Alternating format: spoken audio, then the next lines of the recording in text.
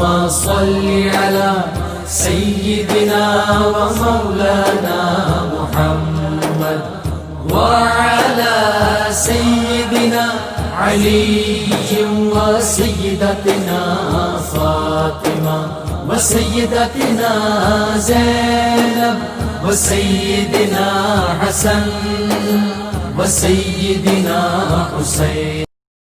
اعوذ باللہ من الشیطان الرجیم. بسم اللہ الرحمن الرحیم.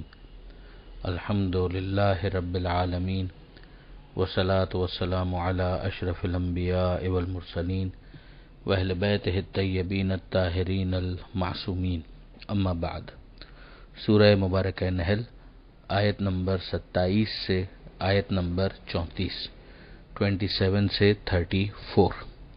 پروردگار عالم ارشاد فرماتا ہے ثم یوم القیامہ، پھر قیامت کے دن، یخزیہم، وہ انہیں رسوا کرے گا، ویقول، اور کہے گا این شرکائی الذین کنتم تشاقون فیہم، کہاں ہیں وہ میرے شریک جن کے بارے میں تم لڑا کرتے تھے. اب ظاہر ہے کہ بت پرستوں کا یہ جتنا بھی جھگڑا ہے وہ دنیا میں تو ہو سکتا ہے، کسی کو خدا کے ساتھ شریک قرار دے دیا اور اس کے بعد اسی پر موحدین سے لڑائی شروع کر دی، خواہ خواہ کی بحث اور جدل شروع کر دیا. یہ سارے معاملات تو دنیا کے ہیں.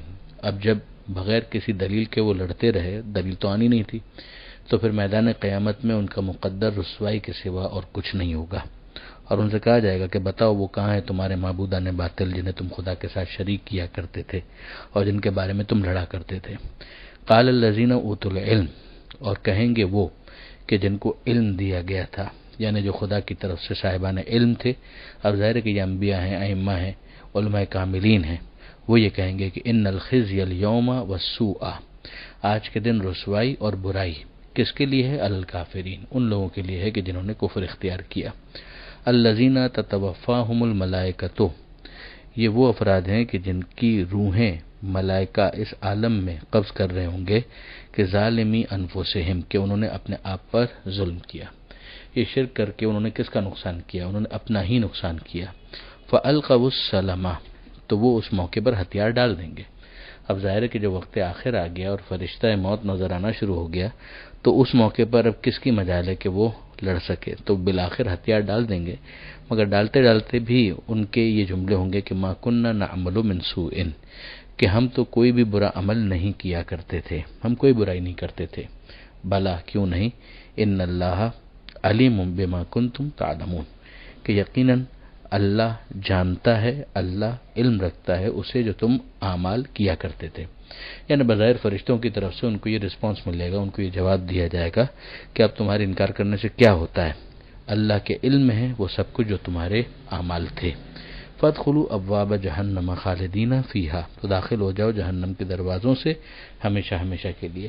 فلبئس مثوى المتکبرین، تو کیا برا ٹھکانہ ہے وہ سرکشی کرنے والوں کا.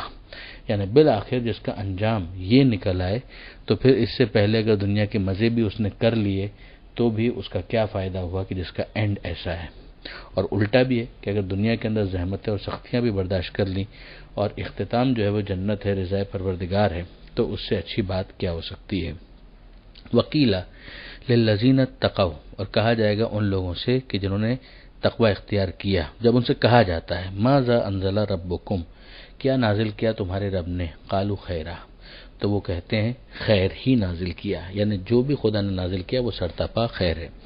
گزشتہ صفحے پر بھی میں نے متوجہ کیا تھا کہ پروردگار عالم نے ان لوگوں کا قول بھی نقل کیا ہے کہ جنہوں نے مذاق اڑایا، کہ جب ان سے کہا گیا کہ کیا تمہارے رب نے نازل کیا، تو وہ کہنے لگے کہ پچھلے لوگوں کی داستانیں ہیں، کہانیاں ہیں کہ جو نازل کی گئی ہیں.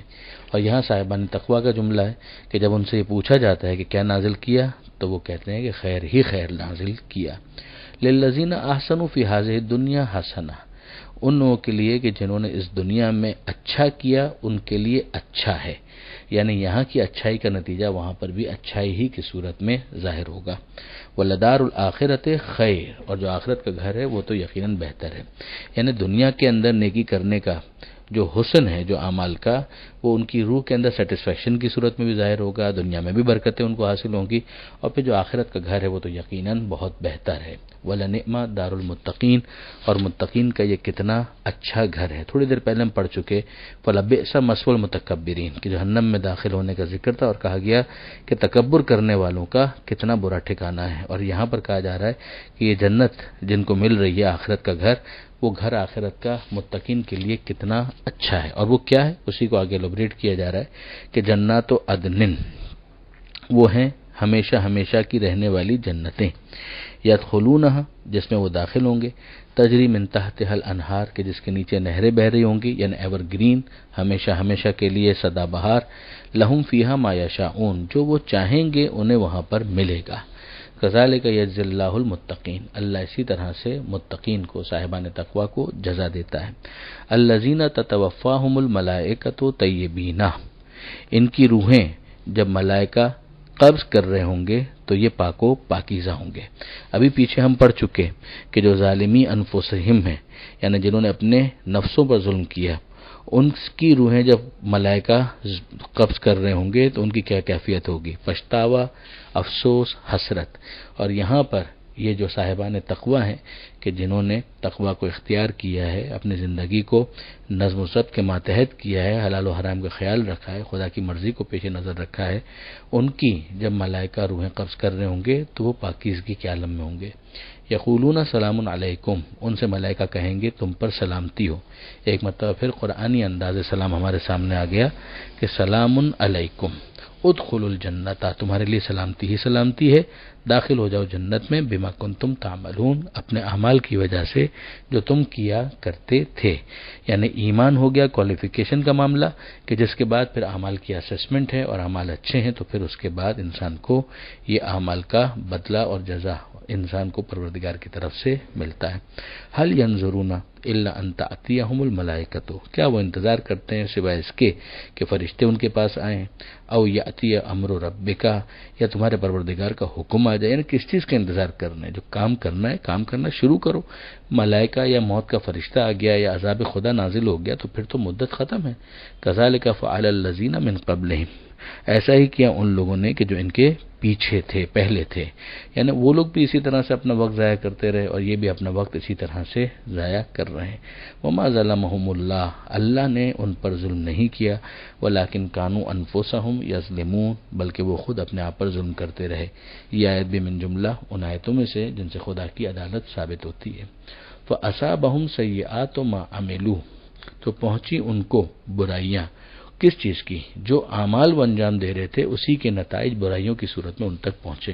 یعنی یہ اللہ کی طرف سے ظلم نہیں ہے، انہوں نے خود اپنے آپ پر ظلم کیا، نتیجہ کیا نکلا؟ جو برائیاں کر رہے تھے اسی کا وبال ان کے اوپر نازل ہوا۔ وحاق بہم ما کانوا بہ یستہزئون، اور نازل ہو گیا ان کے اوپر وہی چیز جس کا وہ مذاق اڑاتے تھے، وہی عذاب، وہی پروردگار کی طرف سے پنشمنٹ، سزا جس کا یہ مذاق اڑاتے تھے، وہی ان کے لیے ایک دامنگیر مسئلہ بن گیا، ان کے لیے ایک مشکل بن گئی، اسی نے ان کو گھیرے میں لے لیا۔ یہاں پر یہ صفحہ مکمل ہوا۔ پروردگار عالم سے دعا ہے قرآن پڑھنے، سمجھنے اور عمل کرنے کی توفیق عطا فرما، اور وارث قرآن امام زمانہ کے ظہور میں تعجیل فرما۔ وآخر دعوانا ان الحمد للہ رب العالمین، والسلام علیکم ورحمۃ اللہ۔